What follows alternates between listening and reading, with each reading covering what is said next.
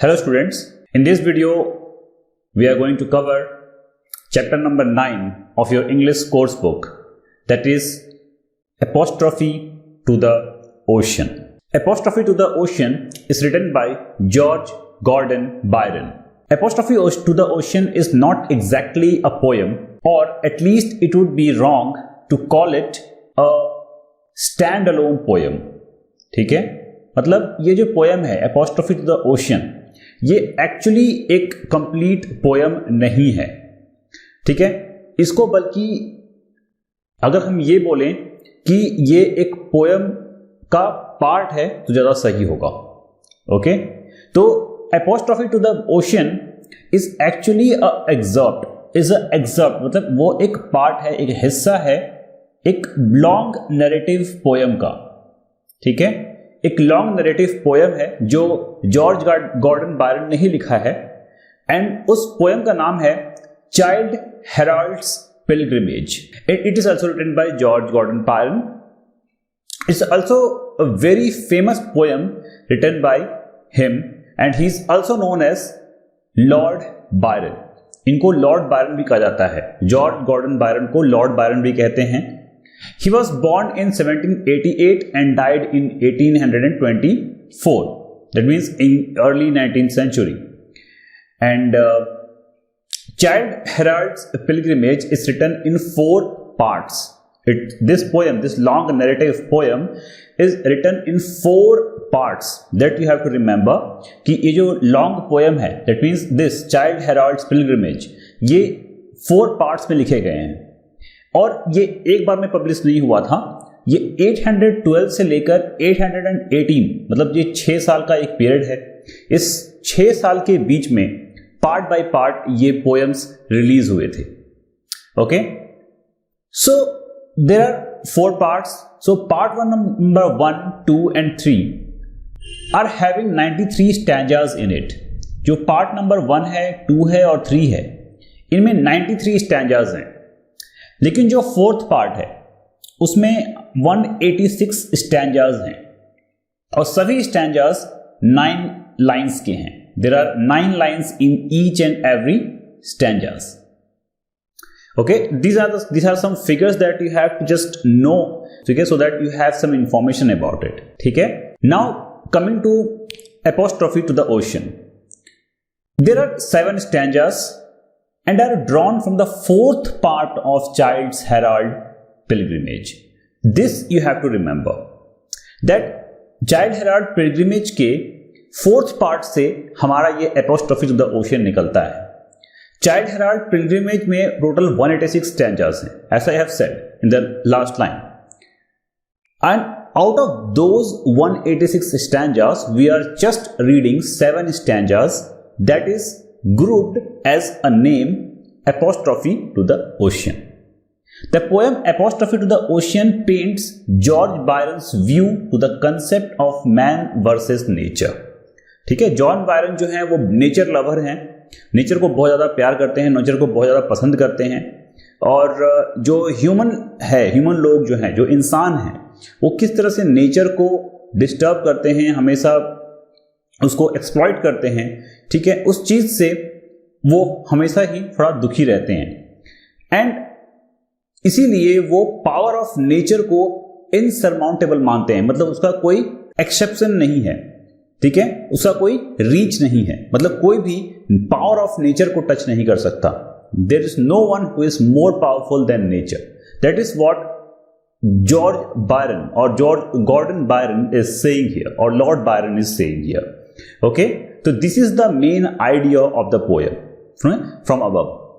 Okay, this is a brief information of Child Herald's Pilgrimage, and it is just a information, so you not have to be indulged in it, but you just can read or note it for your additional information or for your additional knowledge. Okay, so the first that most important thing here that you have to consider is this poem is written in Spenserian stanza. Spenserian stanza क्या होता है? It's a type of special type of stanza जो कि Spencer, Edmund Spenser एडमुंड Spencer.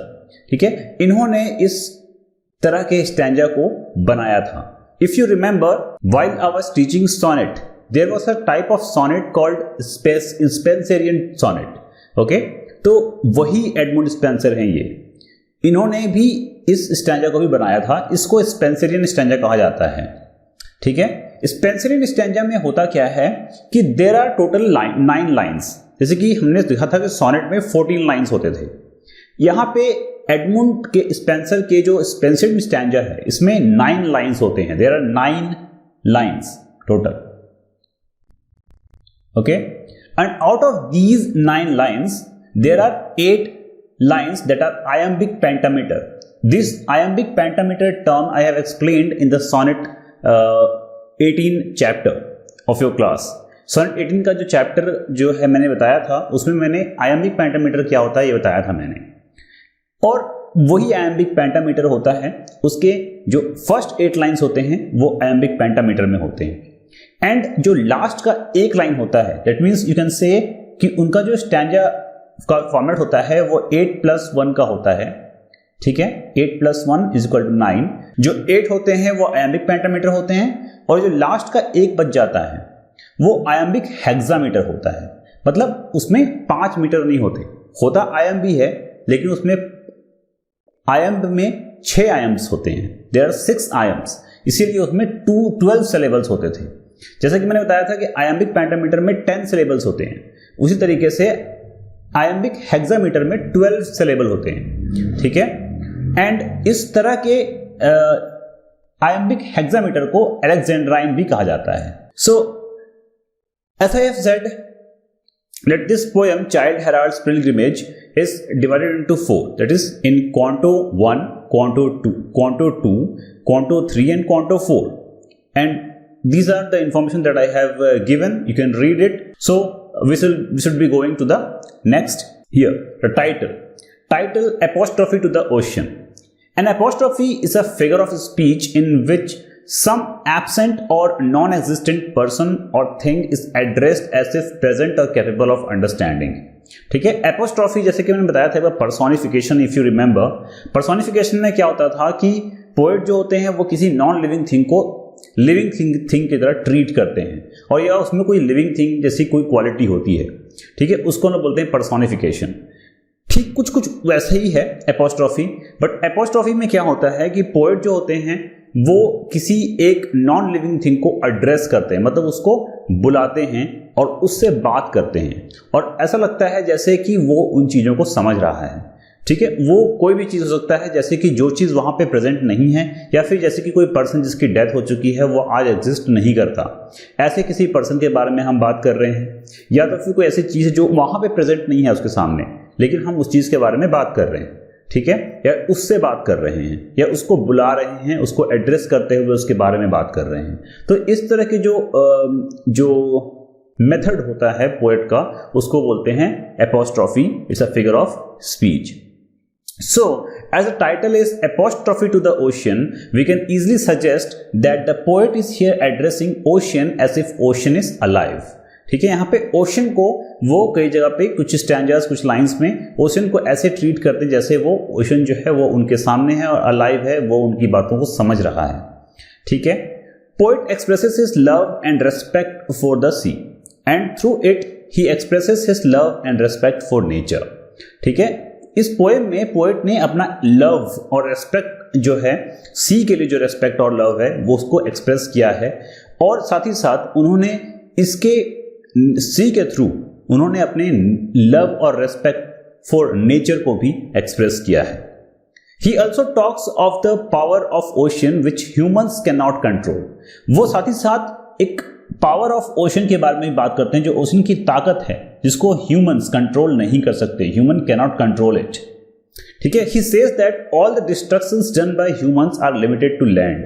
जितने भी destruction जैसे कि industrialisation, deforestation and pollutions, ठीक है, ये जितने भी तरह के डिस्ट्रक्शंस जो ह्यूमंस करते हैं वो सिर्फ लैंड तक ही सीमित है।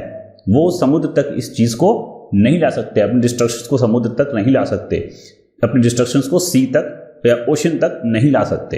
But in the last stanza out of 7 stanzas, only 6 stanzas are talking about all that love and respect for the sea, power of the ocean, and destruction of humans.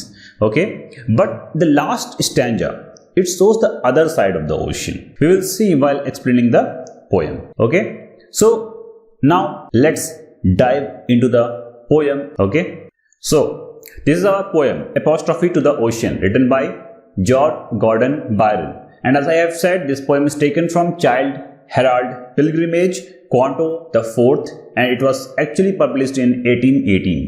ठीक है, अगर हम लोग सिर्फ एपोस्ट्रोफी टू द ओशन की बात कर रहे हैं तो ये 1818 में पब्लिश हुआ था, और ये क्वांटो द 4th मतलब कि 4th पार्ट जो है इस पोएम का, चाइल्ड हेराल्ड्स पिलग्रिमेज, इसका 4th पार्ट है, उसमें ये मिलता है, जिसमें टोटल कितने स्टैंजर्स हैं, 186 स्टैंजर्स हैं, जिसमें से हम लोग सिर्फ ओनली 7 स्टैंजर्स पढ़ रहे हैं. And the stanza number is 178, 179, 180, 181, 182, 183 and 184. Okay, so these are the 7 stanzas that we are going to see. So before starting the poem, you should all know that in this whole long narrative poem, The Childe Harold's Pilgrimage, what is this poem is all about, that this Lord Byron is actually traveling. ठीक है, वो अपनी life से थक चुके हैं, अपनी life से परेशान हो चुके हैं, he is so bored. And now, so what he is doing, he wants to take a journey of his life. वो कुछ एक्सप्लोर करना चाहते हैं, देखना चाहते हैं घूमकर. ठीक है, एंड जिस पूरे पोएम चाइल्ड हेराल्ड्स पिलग्रिमेज में वो यही कर रहे हैं, घूम रहे हैं कहीं ना कहीं. ठीक है, और अपने एक्सपीरियंसेस को वो इस पोएम में लिखते हैं, जिसमें टोटल 4 क्वांटोज हैं. एंड उसी में से हम लोग 4th क्वांटो में से 7 स्टैंजास हम लोग कंप्लीट करेंगे. Stanza number 1 that we are going to see here is, there is a pleasure in the pathless wood, there is a rapture on the lonely shores, there is a society where none intrudes but the deep sea and music in its roar. Here in this first line, poet is saying that there is a pleasure in pathless wood. Pathless wood. What does this pathless wood means? Pathless wood मतलब एक ऐसा जंगल, ठीक है, एक ऐसा जंगल that is having no path, जिसमें कोई path नहीं है, जहां पे कोई जाता नहीं है. जैसे सपोज जहां भी लोग जाएंगे वहां पे एक पगडंडी बन जाती है, एक पाथ बन जाता है. ठीक है, लेकिन एक ऐसा जंगल जहां पे कोई पाथ नहीं है. वुड्स का मतलब होता है स्मॉल फॉरेस्ट. ठीक है, सो तो दिस फॉरेस्ट इज पाथलेस, इसमें कोई पाथ नहीं है. तो here poet is actually talking about his journey that is alone. ठीक है, वो किसी के साथ जर्नी नहीं कर रहे, वो अकेले जर्नी कर रहे हैं, बिकॉज वो लाइफ को एक्सप्लोर करना चाहते हैं, नेचर को फील करना चाहते हैं. ठीक है, तो इसीलिए वो अकेले ही ट्रैवल कर रहे हैं. तो it is a pleasure in being alone and in a pathless would. That is what the poet is here saying. Poet बोल रहे हैं कि ये बहुत ही एक खुशनुमा चीज होता है कि हम कभी अपने साथ अपना अकेले किसी जगह पे अपना टाइम अपने साथ बिताएं. ठीक है, like in a small forest that is pathless, मतलब जहां पे कोई आता जाता नहीं है. There is a rapture on the lonely shores. साथ साथ वो बोलते हैं कि एक बहुत ही एक्सट्रीम हैप्पीनेस मिलता है जब वो किसी लोनली शोर्स पे जाते हैं, मतलब समुद्र का किनारा. शोर मतलब होता है समुद्र का किनारा.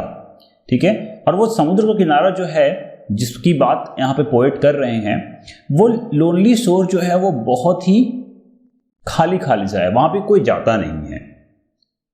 और ऐसे शोर पे जब पोएट जाते हैं तो उनको बहुत ही ज्यादा क्या होता है, एक्सट्रीम प्लेजर मिलता है. रैप्चर का मतलब होता है एक्सट्रीम प्लेजर. ठीक है,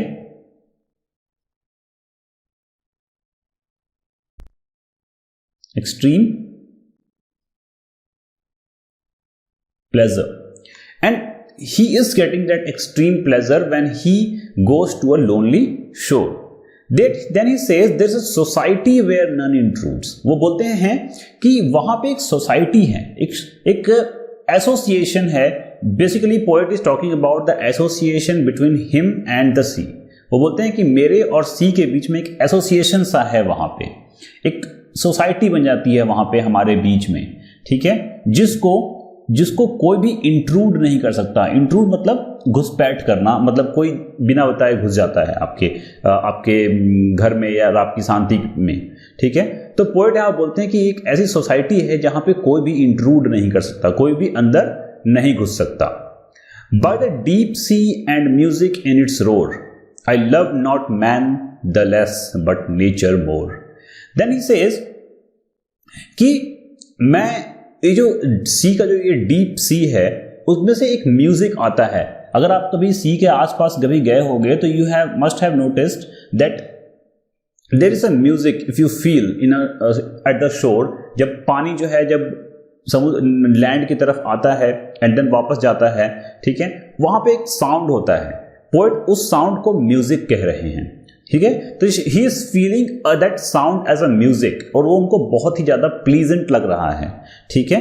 then in the next line he says, this line is very important. ये जो लाइन है ये बहुत इंपॉर्टेंट है और बहुत ही फेमस लाइन है, ठीक है, जॉर्ज गॉर्डन बायरन का, ठीक है, जो इन्होंने कहा था। ये लाइन याद रखना जरूरी है।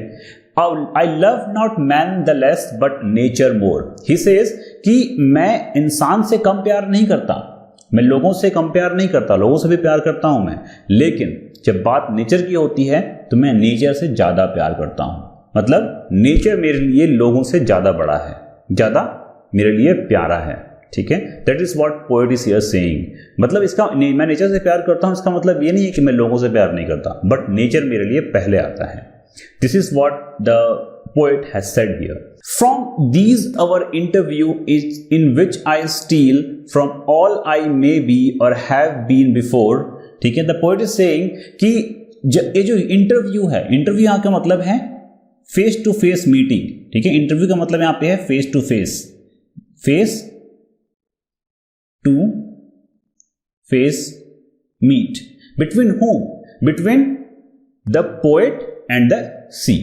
जब मैं सी से बिल्कुल फेस टू फेस मिलता हूं तब मैं क्या करता हूं, मैं अब सभी लोगों से, ठीक है, और ये जब मैं मिलने आता हूं तो मैं क्या करता हूं, मैं अपने जो प्रॉब्लम्स हैं, अपनी मैं जो भी चीजें जो देखा हूं अभी तक, उन सब चीजों को मैं पीछे छोड़कर आता हूं, ठीक है, ताकि मैं यहां पे सी के साथ शांति से बैठ सकूं। To mingle with the universe and feel what I can never express and yet can not all conceal, ठीक है।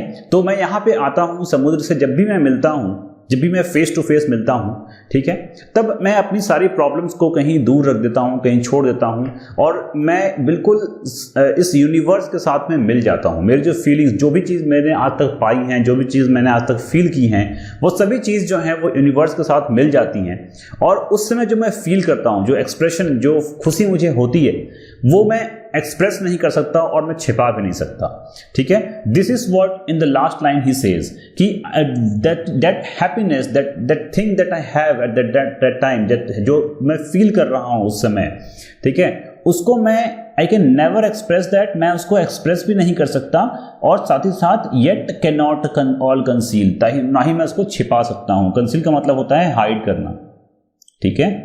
तो पोएट इज हियर सेइंग कि मैं ना ही उसको एक्सप्रेस कर पाता हूं और ना ही मैं उसको छिपा सकता हूं, ठीक है। तो basically poet in the first stanza he is talking about his love, ठीक है। फर्स्ट स्टैंजा में अब सिर्फ पोएट अपने लव, अपने प्यार के बारे में, अपनी जो रिस्पेक्ट है जो नेचर को लेकर या सी को लेकर, उसके बारे में पोएट यहाँ पे बात कर रहे हैं। In the first stanza he is talking only about his love, his respect for the C.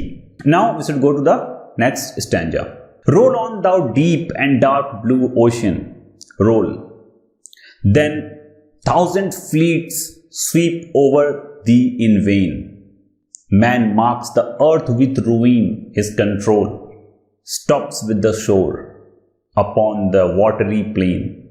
The wrecks are all thy deed, nor doth remain a shadow of man's ravage save his own. When for a moment like a drop of rain, he sinks into thy depth with bubbling groan, without a grave, unknelled, uncoffined, and unknown. Then here in this stanza, poet is actually addressing. This is what I have said about apostrophe. यहाँ पे apostrophe use हुआ है, तो यहाँ पे poet directly सी से बात कर रहे हैं। It seems like he is talking to the sea, ठीक है। तो इसीलिए यहाँ पे यहाँ पे क्या है, एपोस्ट्रॉफी का यूज हुआ है, ठीक है। तो और साथ ही साथ यहाँ पे एक और फिगर ऑफ स्पीच यूज हुआ है, इसको बोलते हैं हाइपरबोल। हाइपरबोल, हाइपरबोल का मतलब होता है कि जो पोएट होते हैं वो एग्जैजरेट करके बोलते हैं। जैसे कि उनको कोई भी चीज़ अगर बोलनी है तो वो थोड़ा सा बढ़ा चढ़ाकर कुछ एडिशनल वर्ड्स डालकर उसको बढ़ाकर बोलते हैं, ठीक है। मतलब जैसे कि एग्जाम्पल कि अगर पोएट चाहता है खूबसूरत बताना, ठीक है, तो वो ऐसा लगता है तो बोलता है कि पोएट इज सेइंग दैट आप इतने खूबसूरत हो जैसे चांद निकल आया है, ठीक है। तो ये जो एग्जाम्पल ये हाइपरबोल का है, इसमें आप एग्जैजरेट कर रहे हो खूबसूरती को, ठीक है। तो इस तरह से यहाँ पे हाइपरबोल का यूज किया गया है इस स्टैंजा में। So what the poet is saying in this line, here is saying roll on the deep and dark blue ocean roll. मतलब जो समुद्र की जो पानी जो आप देखे हो वो रोल करती रहती है, ठीक है, वो दूर से आती है फिर वापस चली जाती है। तो पोएट इज हियर सेइंग कि तुम जो डीप और डार्क ब्लू ओशन हो, ठीक है, तुम रोल करते रहो, तुम जैसे रोल कर रहे हो वैसे ही करते रहो। 10,000 fleets sweep over thee in vain. आपकी तुम्हारे ऊपर में 10,000 फ्लीट्स हैं, मतलब फ्लीट मतलब जो शिप के ग्रुप ऑफ शिप्स, ठीक है, फ्लीट जो है वो तुम्हारे ऊपर में बहते हैं और बहुत ही प्राउडली बहते हैं। वेन का मतलब होता है बेसिकली प्राउड, ठीक है, गर्व जो बोलते हैं ना, अपने ऊपर हम बहुत ज्यादा प्राइड फील करते हैं। तो जो शिप है वो अपने तुम्हारे ऊपर बह रहे हैं और तुम्हारे ऊपर फ्लोट कर रहे हैं, ठीक है, and they are feeling proud of that, ठीक है, but they do not know that you are more powerful than them, ठीक है। The man marks the earth with ruin. जो मैन होते हैं, जो लोग होते हैं, वो अर्थ को क्या करते हैं, एक्सप्लॉइट करते हैं, अर्थ को डिस्ट्रॉय करते हैं। Here poet is talking about industrialisation, pollutions और डिफॉरेस्टेशन। ये सारे जो हैं ये अर्थ का रूइन है, मतलब अर्थ को आप डिस्ट्रॉय करते हो। रूइन का मतलब होता है डिस्ट्रॉय करना। तो man marks the earth with रूइन।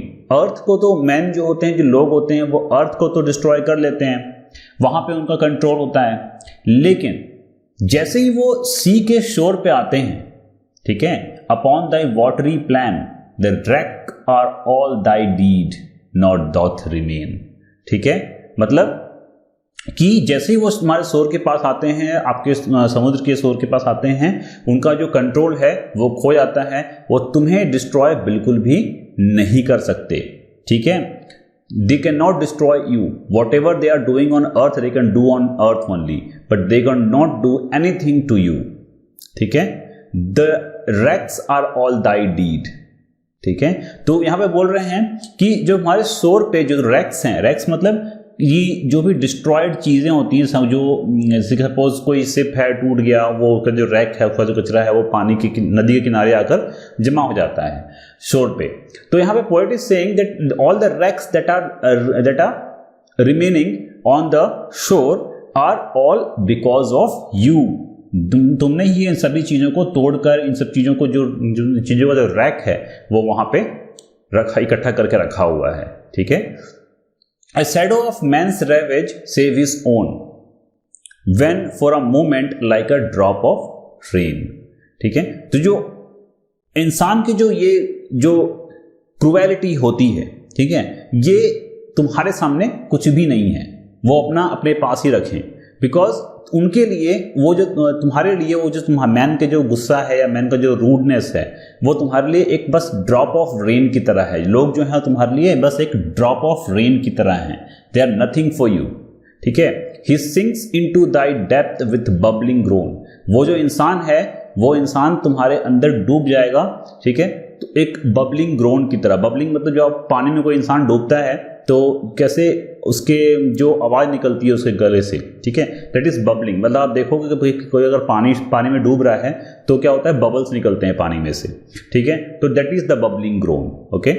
तो वो जो इंसान है जो खुद पे इतना गर्व करता है, पूरे अर्थ को रूइन करता रहता है, ठीक है, वो तुम्हारे शोर पे आके रुक जाता है, वो यहाँ पे आके कुछ नहीं कर सकता, बिकॉज वहाँ पे देखो जितनी भी रैक हैं, जो वहाँ पे जो डिस्ट्रॉयड शिप्स होंगे या कुछ भी होगा, वो सभी चीज़ें जो हैं वो तुम्हारी वजह से हैं, ठीक है। जो मैन का ये जो रैवेज है, ये जो सब कुछ जो मैन जो अपने आप को इतना बड़ा समझते हैं, वो तुम्हारे सामने कुछ नहीं है। They are just like a drop of rain for you, ठीक है। वो तुम्हारे लिए सिर्फ एक बारिश की एक ड्रॉप की तरह है और कुछ नहीं, ठीक है।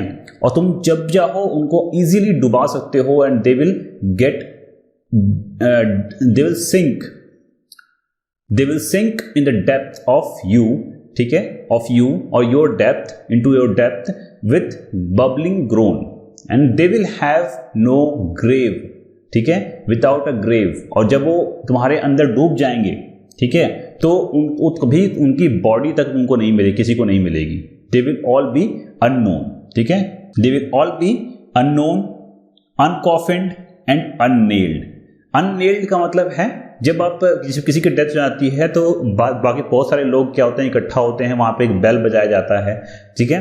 तो एक तरह से देखा जाए तो क्या जब किसी की डेथ जाती है तो आप उसको एक तरह से श्रद्धांजलि देते हो, ठीक है। तो ये भी चीज़ उस इंसान को नहीं मिलेगी जो तुम्हारे अंदर डूब कर मर जाएगा, ठीक है। उसको ना ही ग्रेव मिलेगा, ना ही उसको अननेल मिलेगा, ना ही उसको कॉफिन मिलेगा, और वो किसी को भी कोई भी उसको जानेगा नहीं, वो बिल्कुल इस दुनिया से गायब हो जाएगा, उसको कोई नहीं जानेगा, ठीक है। तो this is what this stanza is all about. In this stanza basically poet is talking of the power of ocean, ठीक है। ओशन के पावर के बारे में यहाँ पे पोएट बात कर रहे हैं, ठीक है। So in the next stanza, his steps are not upon thy path, thy field are not a spoil for him. Thou dost arise and ask him from thee the vile strength he wields. For earth's destruction thou dost all despise, spurning him from thy bosom to the skies, and sendest him shivering in thy playful spray, and howling to his gods where haply lies his pity hope in some near port or bay, and dashest him again to earth, there let him lay. Here poet is saying his steps are not upon thy path thy field, मतलब उसका जो step है, जो लोगों के जो human steps होते हैं वो सिर्फ अर्थ पे, मतलब अगर आप देखोगे तो जब इंसान चलता है तो उसके जो स्टेप्स होते हैं, उसके जो पैर के निशान होते हैं वो सिर्फ और सिर्फ लैंड पे पड़ सकते हैं, लेकिन पानी पे नहीं। पानी पे कैसे पड़ेगा, पानी पे निशान नहीं पड़ सकता ना। So that is what the poet is here saying कि his steps are not upon thy path thy field, मतलब तुम्हारे पाथ पे, तुम्हारे ऊपर जब वो इंसान चलेगा तो तुम्हारे ऊपर वो अपने स्टेप्स को नहीं रख पाएगा। यहाँ भी पोएट बेसिकली उसी चीज़ के बारे में बोल रहे हैं कि इंसान का जो भी डिस्ट्रक्शन होता है, जो भी वो एक्सप्लॉयटेशन करता है लैंड के ऊपर में, पॉल्यूशन, डिफॉरेस्टेशन, इंडस्ट्रियलाइजेशन, वो तुम्हारे ऊपर आके वो नहीं कर सकता, ठीक है। Are not spoil for me, you can not be the spoil for him, ठीक है, बिकॉज यू ईजली अराइज, तुम आराम से जब कभी भी अगर वो तुम्हारे पास स्पॉइल करने के लिए, तुम्हें स्पॉइल करने के लिए, तुम्हें एक्सप्लॉइट करने के लिए अगर आता भी है तो तुम बहुत ही ईजिली अराइज करोगे, तुम बहुत ही जल्दी उठ के रिएक्ट करोगे, ठीक है। This is what the poet is seeing, जो सी है वो बहुत ही ज़्यादा पावरफुल है, वो तुरंत उठ जाएगा और रिएक्ट करेगा और उसको जो ह्यूमन है उसको रोक देगा। And shake him from thee, ठीक है, वो उसको तुम अपने से दूर फेंक दोगे। The wild strength he wield, जो भी उसके पास थोड़े बहुत स्ट्रेंथ हैं, वाइल्ड मीन्स बहुत ही कम, ठीक है, बहुत ही कम स्ट्रेंथ है उसके पास, उस स्ट्रेंथ के साथ वो कुछ भी नहीं है तुम्हारे सामने, ठीक है। और जैसे ही वो तुम्हें डिस्ट्रॉय करने के लिए, तुम्हें एक्सप्लॉइट करने के लिए तुम्हारे पास आएगा, ठीक है, उसको तुम बहुत ही ईजिली क्या कर दोगे, अपने से दूर फेंक दोगे। And shake him from thee, मतलब अपने आप से तुम उसे दूर फेंक दोगे, जो भी स्ट्रेंथ उसके पास है। वील्ड का मतलब होता है होल्ड करना और ओन करना, तो जो भी स्ट्रेंथ उसके पास में है वो स्ट्रेंथ तुम्हारे सामने कुछ नहीं है, तुम उसको इजीली अपने से दूर कर दोगे। For earth destruction thou dost all despise, ठीक है, तो जो अर्थ का डिस्ट्रक्शन है, ठीक है, तुम उसे डिस्पाइस करते हो, ठीक है, तुम उसको सबको बहुत ही ज़्यादा बुरा मानते हो, तुम्हें बहुत ही ज़्यादा इस चीज़ से गुस्सा है कि वो जो ह्यूमंस हैं वो कैसे अर्थ को डिस्ट्रॉय करते हैं। Spurning him from the bosom to the skies, ठीक है, और तुम उसे क्या करोगे, स्पर्न करोगे। स्पर्न का मतलब होता है to reject something by pushing, मतलब आप किसी को धक्का देके खुद से दूर कर दो, ठीक है, तुम उसको क्या करोगे, स्पर्न कर दोगे खुद से अपने बॉसम से। बॉसम मतलब हो गया उसके सरफेस, जो सी का सरफेस है उसको बॉसम बोला गया है यहाँ पे। तो वो तुम अपने उसको इस इंसान को, उस ह्यूमन को अपने बॉसम से दूर फेंक दोगे, टू द स्काईज, आसमान की तरफ ऊपर फेंक दोगे, ठीक है। And sendest him shivering in thy playful spray, ठीक है, और तुम उसे दूर, अपने से दूर किसी जगह फेंकोगे, वो आसमान में जाकर ऊपर चला जाएगा, ठीक है, और वो कांपेगा। He will be shivering just like, and it will be like a spray for you, मतलब जैसे तुम जैसे कि एक ड्रॉप ऑफ वाटर अपने से दूर फेंकते हो, स्प्रे करते हो, ठीक उसी तरह वो इंसान तुम्हारे लिए कुछ नहीं है, वो सिर्फ एक ड्रॉप ऑफ वाटर जैसा है। तुम उसको बहुत ही ईजिली अपने से दूर फेंक दोगे उछाल कर, ठीक है। तो you will sendest him shivering in thy playful spray and howling to his god. वो जो इंसान जिसको तुम ऊपर फेंक रहे हो, फिर वो अपने गॉड से प्रे करेगा, जहां भी उसके गॉड रहते हैं उस गॉड से वो प्रे करेगा, ठीक है, और वो प्रे करेगा कि कोई भी उसके आसपास हो जो उसको उसकी आवाज सुन ले। हाउलिंग का मतलब होता है चीखना, ठीक है, हाउलिंग मीन्स होता है चीखना, मतलब चिल्लाना, ठीक है। तो पोएट इज हियर सेइंग कि वो जब तुम उसको ऊपर फेंक दोगे, जब आसमान में फेंक दोगे, आसमान की तरफ या स्काई की तरफ जब उसको तुम फेंक दोगे, तो वो चिल्लाएगा, वो लोगों से प्रे करेगा, गॉड से प्रे करेगा कि कोई भी आसपास हो जो उसे सुन ले, उसे देख ले और उसे हेल्प करे। तो उसका एक होप है कि कोई भी उसे आके बचा लेगा, ठीक है, इससे पहले कि उसे तुम जमीन पे वापस पटक दोगे। एंड देयर लेट हिम ले, ठीक है, तो उससे पहले तुम उसे वापस जमीन पे पटक दोगे। डैशेस्ट हिम अगेन टू अर्थ, ठीक है।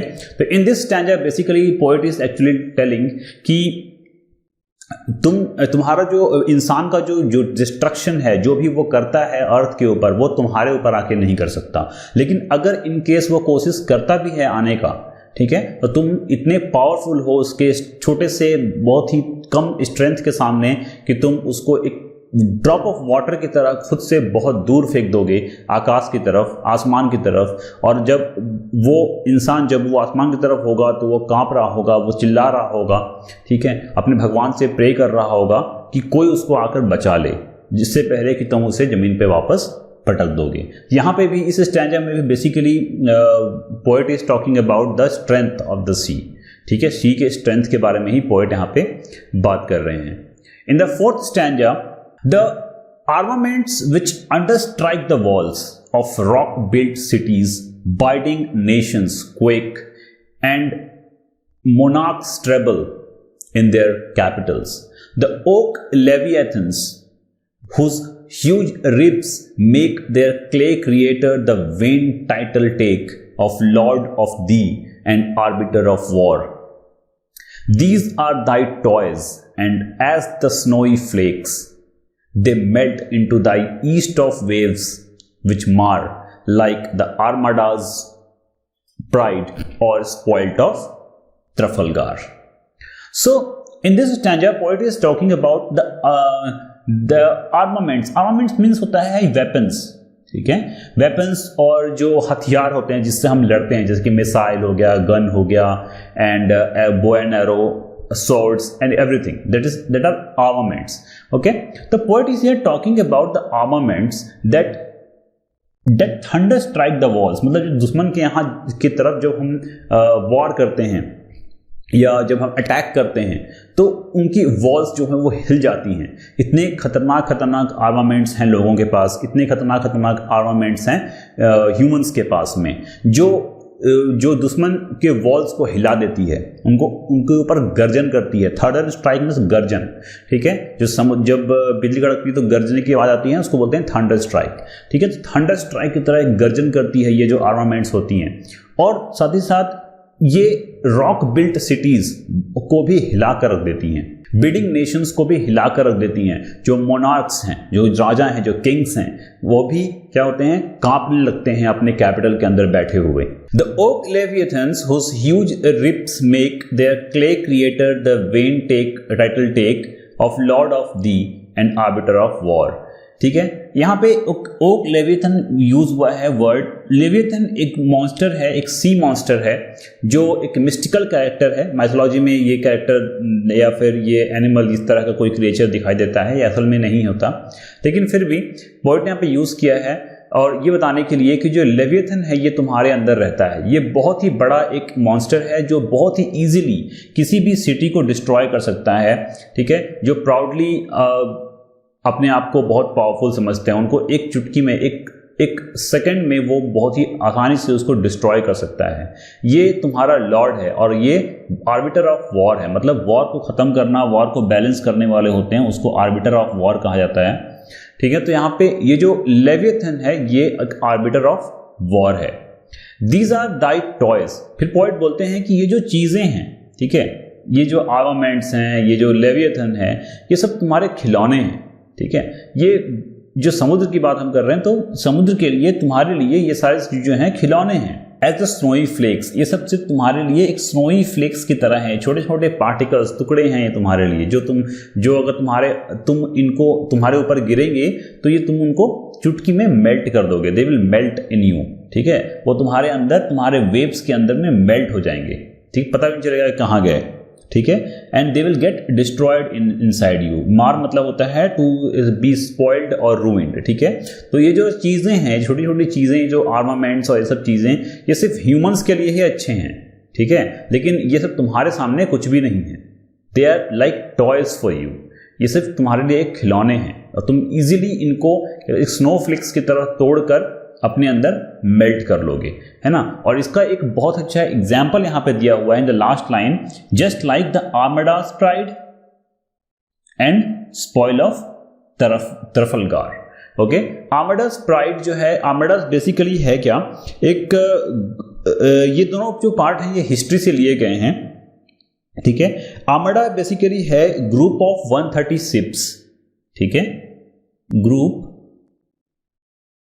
of 130 ships. They were actually these 130 ships were traveling from Spain to France, and in the journey this all 130 ships were destroyed by the sea, ठीक है। तो ये एक हिस्ट्री है, ठीक है। ये एक्चुअल इवेंट है जहां पे 130 शिप्स जो है वो स्पेन से फ्रांस की तरफ ट्रैवल कर रहे थे। Obviously they were going to fight, ठीक है। और ये जो 130 शिप्स हैं इन्हीं को आर्माडास कहा जाता है, ठीक है। तो ग्रुप ऑफ शिप्स को आर्माडास कहा जाता है। You can see the picture here in the on the screen. Armadas जो है वो जब वो जा रहे थे स्पेन से फ्रांस की तरफ, तब व्हाट हैपेंड कि जो सी में एक तूफान आया और ये जो आर्माडास हैं ये पूरी तरह से डिस्ट्रॉय हो गए। वहाँ तक उसके एक भी शिप और कोई लोग वहाँ पे नहीं मिले, सभी गायब हो गए, ठीक है। तो ये एक एग्जाम्पल है सी के पावर का। और सेकेंड एग्जाम्पल है ट्रफलगार। ये भी एक सिटी है, ठीक है, जो एक ब्रिटिश आर्मी ने इस पर अटैक किया था और ये बिल्कुल समुद्र में खो गया था, ख़त्म हो गया था, ठीक है, after the war in 1805।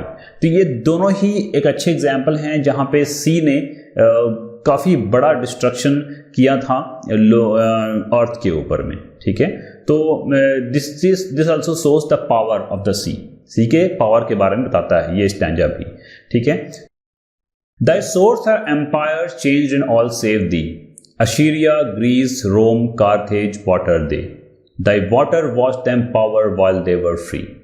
Here in this stanza, poet is saying all the empires, all the we should say साम्राज्य, जिसको हम हिंदी में कहते हैं, तो वो जो जितने भी साम्राज्य या फिर जो किंगडम हैं, ठीक है, एम्पायर्स हैं, जो सोर्स पे रहते हैं, जो समुद्र के किनारे रहते हैं, वो इतने पावरफुल हैं, इतने ज़्यादा रिच हैं। वाई, क्यों हैं वो? Because they are nothing without you. They all are rich and powerful because of you, because you have saved them. This is what poet is saying. तुमने ही उनको बचाया है, तुमने ही उनको सेव किया है, तुमने ही उनको रिच बनाया है, ठीक है। बिकॉज अगर तुम नहीं होते तो वो सब यहाँ पे रिच नहीं होते, ठीक है। Your waters wash them power, तो ये तुम्हारे जो पानी है उसी की वजह से वो समृद्ध हो पाए हैं, बड़े हो पाए हैं, रिच बन पाए हैं, ठीक है, और उसी तुम्हारी वजह से वो फ्री हैं। फिर वो बोलते हैं कि and many a tyrant since, वहां से जितने भी टायरेंट हैं साथ ही साथ, ठीक है, जो ऑब्वियसली समुद्र में जाकर उसे डिस्ट्रॉय करने की कोशिश करते हैं, जो क्रूएल हैं, ठीक है, जो सोर्स को ओबे नहीं करते, जो स्ट्रेंजर्स और स्लेव्स और सैवेज हैं, उन सबको तुम क्या करते हो, उन्हें डिस्ट्रॉय कर देते हो और तुम उन्हें सूखने के लिए छोड़ देते हो अपने समुद्र के किनारे, अपने शोर पे, ठीक है, in the desert. They all get into the desert, they all get mixed into the desert, ठीक है, because they were not obeying you, they were all destroying you, ठीक है, but in this process you are unchangeable, ठीक है, save to do thy wild waves play, time writes no wrinkles on thine azure brow. Azure means blue, obviously because sea looks blue, so यहां पे Azure word use किया गया है, और bro means होता है forehead. Such a creations dawn beheld thou rollest now, ठीक है, तो पोएट बोलते हैं कि चाहे समय तुम इन सब चीजों को डिस्ट्रॉय कर दोगे, लेकिन ये सभी चीजें जो है एक समय खत्म हो जाएंगे, डेजर्ट में मिल जाएंगे, but you will never change, you are unchangeable, you will be saved here, ठीक है, बिकॉज टाइम के साथ चाहे टाइम कितना भी समय आगे बढ़ जाए, बट तुम्हारे जो सर है, तुम्हारा जो फोरहेड है, उसके ऊपर कभी भी रिंकल्स नहीं आएंगे। मतलब देखो क्या होता है, किसी भी इंसान का जब एज बढ़ता है, जब बूढ़ा हो जाएगा, जब वो उसकी एज आ जाएगी, तो उसके शरीर पे, उसके स्किन पर रिंकल्स आने लग जाते हैं, ठीक है, लेकिन पोएट यहाँ पर बोलते हैं कि सी का कोई भी ऐसा एज नहीं है, वो हमेशा जिंदा रहेगा, वो इटर्नल है, और उसके जो सर हैं, उसके कभी भी उसके सर पे कोई भी किसी प्रकार का कोई रिंकल नहीं आएगा, ठीक है। This is what poet is saying, that sea is always going to live, sea is never going to die. तो यहां पे पोएट यही बोल रहे हैं कि sea is never going to die. Okay, in the next stanza, the glorious mirror where the Almighty's form glasses itself in tempests in all time. In this stanza, poet is saying that you are a glorious mirror of Almighty, where the Almighty's form. ठीक है, glorious mirror यहाँ पे क्यों कहा गया है? Because जो समुद्र होता है वो एक मिरर की तरह होता है स्काई के लिए, ठीक है, स्काई के लिए। ग्लासेस इटसेल्फ इन टेम्पेस्ट, वो अपने खुद को किस तरह से दिखाता है, ग्लास करता है टेम्पेस्ट में। टेम्पेस्ट का मतलब होता है ये जो मैं अभी स्क्रीन पर दिखा रहा हूँ, this is Tempest. Basically Tempest मतलब होता है तूफान, ठीक है, जो समुद्र में आता है उसको टेम्पेस्ट कहा जाता है। तो तुम्हारा जो ग्लास है वो टेम्पेस्ट के रूप में दिखाई देता है, टेम्पेस्ट की तरह दिखाई देता है। In all time it can be काम, चाहे वो काम हो, चाहे वो कन्वर्ज हो मतलब वायलेंट हो, ठीक है, चाहे तुम्हारे ऊपर ब्रीज आ रहा हो, गेल मतलब होता है बहुत ही स्ट्रांग वेव, बहुत ही तेज हवा चलती है, स्टॉर्म हो चल रहा हो तुम्हारे, चाहे वो आइसिंग बहुत ठंडा हो या फिर वो बहुत ही टॉरिड क्लाइमेट हो। टॉरिड मीन्स बहुत ही डिफिकल्ट क्लाइमेट हो, ठीक है, डार्क हो, but in all these cases you are boundless. चाहे किसी भी तरह का सिचुएशन हो, ठीक है, चाहे कोई भी कुछ भी होता रहे, कोई फर्क नहीं पड़ता, you are endless, you are boundless and you are sublime. Sublime मतलब सबसे ऊपर, ठीक है, इससे ऊपर कुछ नहीं हो सकता, that is sublime. And image of eternity the throne of the invisible even from out the slime, ठीक है। देन स्लाइम का मतलब होता है जो समुद्र के नीचे का जो वो होता है, जो सॉफ्ट मड होता है, जो मड वाला एरिया होता है और क्ले होता है, उसको बोलते हैं स्लाइम, ठीक है। You are the image of eternity, ठीक है, you are the image of eternity the throne of the invisible, ठीक है, जो थ्रोन इज इनविजिबल मतलब कोई देख सकता, but you are actually eternal, ठीक है। और तुम्हारे अंदर मॉन्स्टर्स जन्म लेते हैं, ठीक है, और एंड दे ओबे यू, जो मॉन्स्टर्स हैं वो भी तुम्हें ओबे करते हैं, तुम्हारे साथ रहते हैं, ठीक है। Now in the last stanza the poet is saying, and I have loved the ocean and my Joy of youthful sports was on thy breast to be born like thy bubbles onwards from a boy.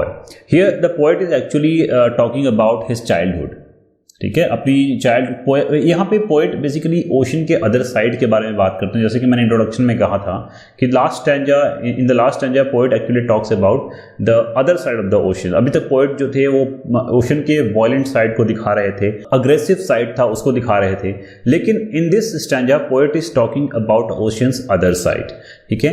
And here poet is talking about childhood के बारे में बात कर रहे हैं poet, ठीक है, अपनी चाइल्डहुड के बारे में बात कर रहे हैं, बीइंग नॉस्टैल्जिक। नॉस्टैल्जिक होने का मतलब है अपनी पुराने समय को याद करना, उसको नॉस्टैल्जिक कहा जाता है। पोएट यहाँ बोलते हैं कि मैं तुमसे बहुत प्यार करता हूँ, I love you because I love thee. यहाँ पे यू, दी का मतलब यू है, and he is talking about the ocean से वो बहुत प्यार करते हैं। वो बोलते हैं कि मेरा जो बचपन है वो तुम्हारे साथ बीता है, मैं अपने बचपन में बहुत सारे खेल तुम्हारे ही सरफेस पे खेला करता था। ब्रेस्ट का मतलब यहाँ पे है सी का सरफेस, ठीक है, तुम्हारे सरफेस पे खेला करता था, ठीक है। बॉन्ड लाइक दाई बबल्स, और I was like a bubble on you, ठीक है, onwards from a boy. I was playful, ठीक है, with thy breakers, thy to me were a delight and a freshening she made me a terror, it was a pleasing fear, ठीक है। तो बहुत सारे लोग ऐसे हैं जो समुद्र के ऊपर खेलते हैं, जो डरते हैं, they get terror, but it was a freshening sea for me, ठीक है। तो दूसरों के लिए हो सकता है कि वो डरावना हो, बट मेरे लिए वो प्लीजिंग फियर था और वो फ्रेशनिंग सी था मेरे लिए, it was delightful for me, ठीक है। For I was at as it were a child of thee, मैं बिल्कुल ऐसा था जैसे मैं तुम्हारा ही चाइल्ड हूँ, ठीक है। तो so I was like your child and I trusted thy billow means होता है कि wave, billow means wave, okay. तो मैं तुम पे ट्रस्ट करता था, तुम्हारे साथ ही खेलता था, ठीक है। I and laid my hand upon thy mane means होता है जैसे कि आप जो किसी जानवर से कंपेयर, जानवर के जो नेक पे जो कंधे पे जो बाल होता है ना, जिसको जैसे कि शेर का, लायन का होता है सबसे ज़्यादा, लायन के जो कंधे पे बाल होता है उसको मेन कहा जाता है, ठीक है। ऐसी तरह से हॉर्स में भी होता है, ठीक है। तो जब कभी भी आप राइड करते हो उस एनिमल को, तो आप उसके कंधे पे के बाल जो होते हैं उसको पकड़कर उसके ऊपर राइड करते हो, उसके ऊपर राइडिंग करते हो। So in that way only poet is here saying कि मैं तुम्हारे मेन को पकड़कर तुम्हारे ऊपर राइड करता था।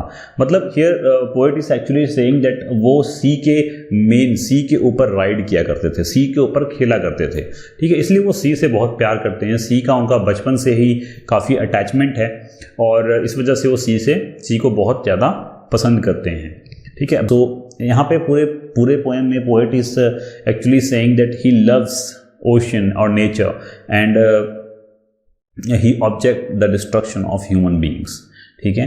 तो this is how the poem actually ends and I hope you all have understood because this poem is a bit typical one, ठीक है। अगर थोड़ा सा किसी को कोई प्रॉब्लम होगा तो then please ask me the question in the comment box. Then this is some additional information. If you want to write then you can write it, ठीक है, and I will be signing off from here. So this will be all for now and goodbye.